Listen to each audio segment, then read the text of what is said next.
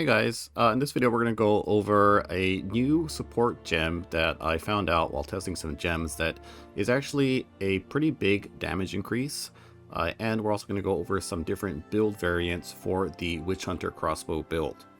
Okay, so first of all, the gem in question has something to do with damage conversion, and it might be bugged, guys. I am not really sure about this because it is very unusual case. Okay, so the gem in question is the Heft gem. Now, first of all, in PoE 2, damage conversion has been changed, or the formula has been changed, and from what I understand, only the final damage type should be getting damage increases from, like, your increased or your more damage. In PoE 1, you could say have a bunch of increased and more physical damage and then convert your physical to cold, and all of your physical damage modifiers would still be active post conversion. But in PoE 2, this isn't really the case. If you convert all of your physical damage to, say, lightning, and you have a bunch of increased physical damage, well, that's going to actually do nothing, or pretty much. So that's kind of how it works. And so by that logic, this Heft gem shouldn't actually do anything, right? It shouldn't increase your physical damage. I mean, your lightning damage post conversion, but for some reason it is. So let's take a look here. If we look at our galvanic shards, the beam part of galvanic shards has 100% of physical damage converted to lightning. So there's no physical damage on this beam part. And you can see with the Heft gem in galvanic shards, it's doing about, if we look at the average damage per use, 2,628. Now, if we take the Heft gem out, technically this shouldn't change, but you can see that the average damage actually has gone down. So this Heft gem is actually increasing our damage. So that's actually really nice because, first of all, there isn't that many good damage support gems. I mean, there is, right? But they are very scarce. And the thing is that when you're using a lot of different skills, like I'm using like 3 different damaging skills, then, finding another damage support can be hard. So that's kind of cool. So we can use the Heft gem to get a little bit more damage. Maybe this is bugged and it'll get patched tomorrow and it will stop working, but for now we can actually use it. And it's actually kind of interesting because if we look at the wording on the Heft gem, it's not a more damage multiplier, and it's not increased damage or your normal more multiplier, it's the more maximum physical damage. So the way that works is, if we look at our weapon here, it's probably the easiest way to understand it is it's going to increase the top end of our damage. If we look at the physical damage, we can see 355 on the top end. It's going to give you 30% more of that 355 number. It's not going to increase the low end of 89 at all. So it's going to give you a bigger range. It's kind of like a Rislotha's coil kind of type of thing. And maybe that makes me kind of think that maybe this is an intended interaction, because it's technically not giving you more damage or increased damage. It's like just increasing that top end damage. So maybe that does seem to still be active post conversion. So hopefully this isn't bugged and it is intended, because that does open up some very interesting things you can do with damage conversion. And honestly, guys, I really like the old system of conversion in PoE 1 where you could scale your damage at every point of conversion. I mean, that was way more interesting than what we have now. But maybe with this, discovery here, we can do some interesting things. Like one thing that comes to mind is cold conversion with Call of the Brotherhood. So with Call of the Brotherhood, it's a unique ring that converts all of your lightning damage to cold damage. So if these more damage multipliers, like the more maximum damage, is actually still active post conversion, what we can do is we could get some more maximum physical damage. Then we can also convert, get a lot of lightning damage, like with a lightning damage skill. And then we can also increase our lightning top end damage with Wildstorm. And then we can convert it to cold and still keep all of those damage multipliers on the top end. So that might be kind of interesting. I'm not really sure if this, I'm pretty sure the lucky lightning damage won't work for that, post conversion, but it seems like these top end increases are still working. So maybe there's something interesting you guys can do with those kind of things, and like Call of the Brotherhood and maybe some other items like that. Okay, so that's it for the support gem. Let's go over some of the new build variants for the Crossbow Witchhunter build. Okay, so the Mobalytics site has been updated, and now it does support build variants. So I've added a bunch of different builds. You can see them on the tabs here. And the starter version is the original build that I went over in my last video for the actual build guide. And the Mobalytics site will always have the most updated version of the build. So if the planner is a little bit different than what I had in the original build guide, then always trust what's in the planner for like the gear and the skill gems and the support gem setups and that kind of stuff.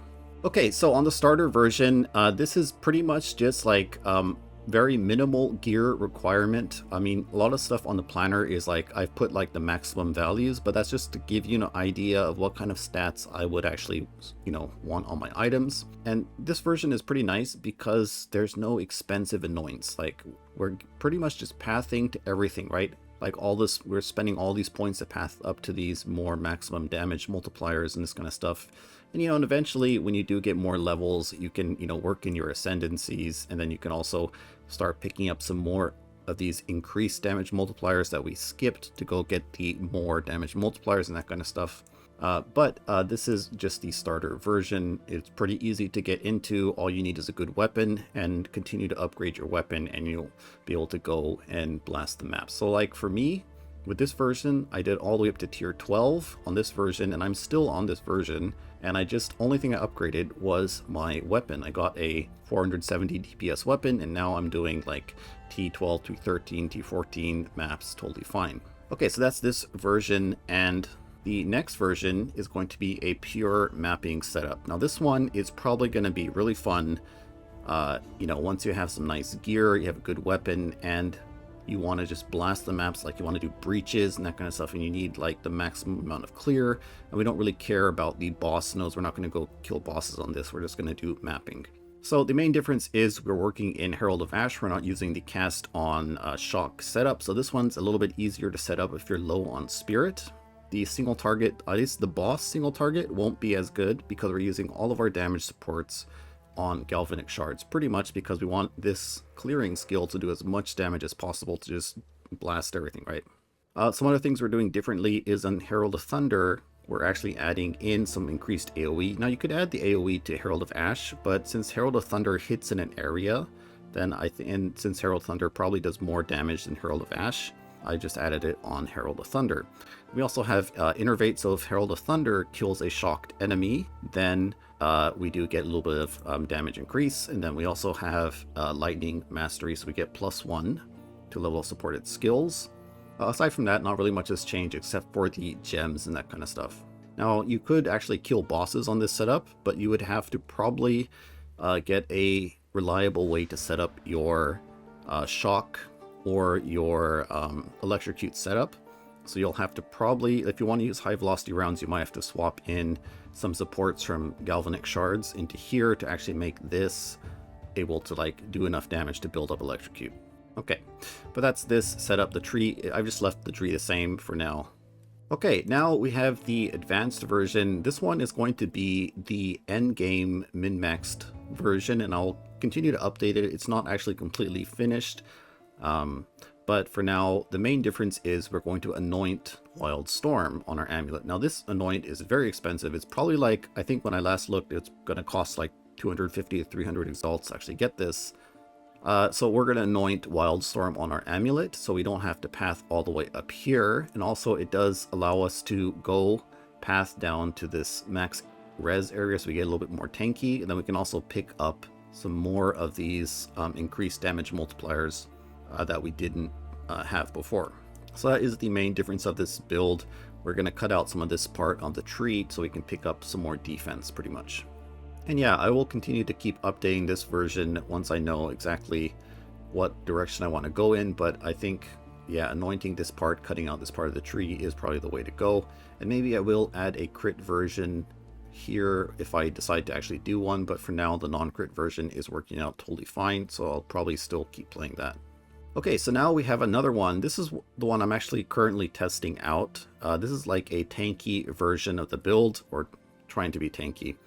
And basically the idea is here we go for the sorcery ward, and we use it to get a lot of elemental damage mitigation. at the cost of some phys damage mitigation. But if you have good enough gear, you'll still have like 5 to 6k armor and sorcery ward, so that's gonna be pretty nice.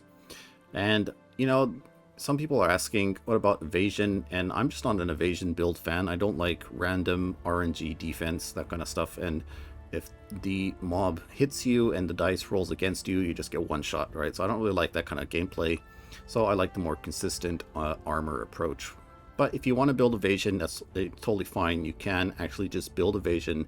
We are close to a lot of evasion nodes on the tree, so you can actually go pick up those evasion nodes around in this area here if you kind of want to do that more evasion style and just like cut out this stuff here and build more evasion in this part of the tree.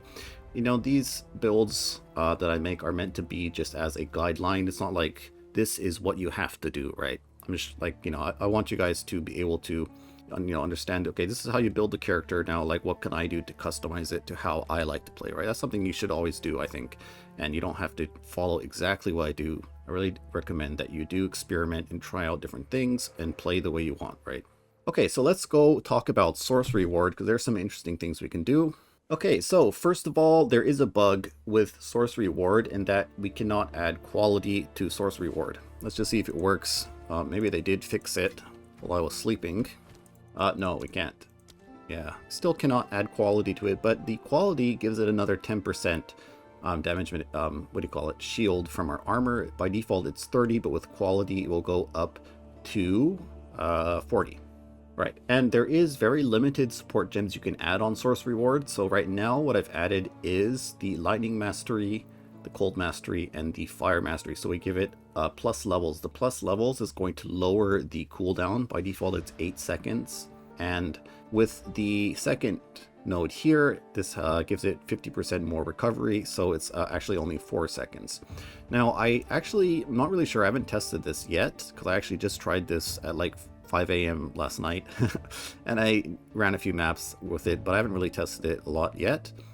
But cooldown recovery might actually reduce the recharge time of your shield, because by default the shield, it won't recharge. It's like energy shield in a way that if you're being hit, then it won't recharge. And it has like let's say it's a 4-second recharge time. So if you get hit, the timer, every time you get hit, the timer gets reset. So if you're like at 2 seconds, it's about to recharge, but then you get hit again, then it will go back to 4 seconds.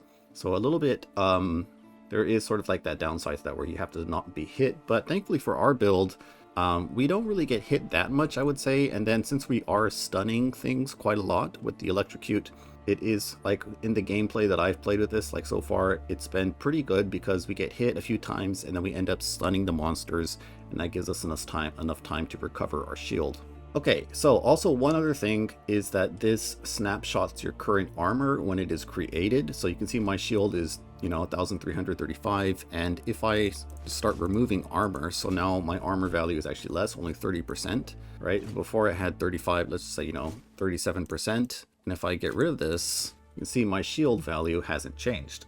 So it's going to snapshot your armor at the time of creation. So if you have a lot of armor when it's created, you get a bigger shield. So what this means is that modifiers like 20% increased armor if you've been hit recently will not ever apply to the sorcery ward, because recently is 4 seconds, right? And then the recharge time for our shield is 4 seconds. So unless you can reduce this cooldown to like 2 seconds or 3 seconds, then actually these, when you've been hit recently, modifiers will start applying because they'll still be active. But aside from that, you know, if it's a 4-second cooldown, those won't apply. On the other hand, the increased armor, if you haven't been hit recently, since that's also 4 seconds, that will actually apply to the sorcery ward because it'll kind of line up with the recharge time. Okay, but now with this build, guys, you need a lot of armor because it's going to cut our armor and evasion in half. And that's actually kind of why I don't want to go evasion, because evasion, if you have, like, say you have 40% evasion, it's not going to feel as good as having 60 to 70% evasion, right? Because it's not going to be as effective. I think evasion's only really good when you get a lot of it and you actually have that consistent evasion. Whereas, you know, I think armor, even only with like this 2,500, like, you know, 37% mitigation, when monsters are hitting me in maps, it still was pretty good damage mitigation. And there is some other things, like we do have a little bit of Physical damage taken as elemental, only 5%. But there is also some other items we can use. I think there was like a helmet that gives you a flat 15% physical damage mitigation. So maybe we can work in some of those kind of things to actually gain back our phys damage mitigation. But then I was thinking, like, even if we build like up to 90% physical damage mitigation, if a big slam hits you from a boss, it's probably going to kill you anyways, regardless if you have 90 or 80 or 50. So in that case, I think switching the focus to trying to mitigate big hits and rather using our armor to mitigate the small to medium hits and then getting a bunch of elemental damage mitigation might be pretty nice. So that's what I'm trying. And for this version, we are going to go and focus a lot on max res. So all of my jewels, I'm swapping my jewels now to get maximum resistance. So like max lightning, max fire. Max cold might be a little bit annoying because on the blue jewels, there isn't a lot of good modifiers for us, I think. But yeah, basically on my jewels, I would want ideally max res armor and then a damage modifier. But that's what I'm trying to work in right now. And like I said, I'm just started testing this out, so I don't even know if it's actually good or not. But we'll see what happens as we keep playing this version of the build. All right, but I think that's going to be it for this video, guys. Yeah, I'll keep making updates, so stay tuned to the channel. And thanks for watching, and I'll see you next time.